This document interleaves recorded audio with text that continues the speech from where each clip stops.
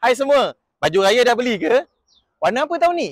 Merah ke, coklat ke, hijau ke? Tak kisahlah kalau apa, betul tak? Yang penting, sama macam kami punya jualan Kenopi, pelbagai jenis sofa dan barangan kami dengan pelbagai jenis warna. Ikut tema rumah korang tau. Apa lagi? Marilah lekas. Untuk 2 minggu terakhir ni, barang pun dah tak banyak. Cepat-cepat lekas. Mari jumpa saya.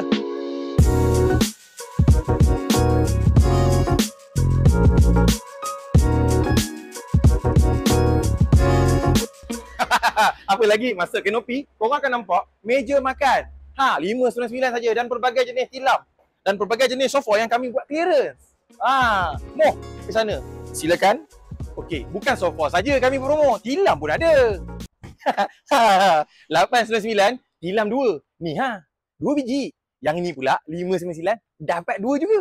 Kati tak ada, tilam saja. Ni, sofa ni 123 990 saja. Untuk Kenopi je. Lepas ni tak ada. Mai tengok. Kenapa rakam bawah? Sini. Yang ni cukup. Okey, yang ni satu set tau, 123 1290 je. Sampai cepat dia dapat. Kalau habis tak tahulah.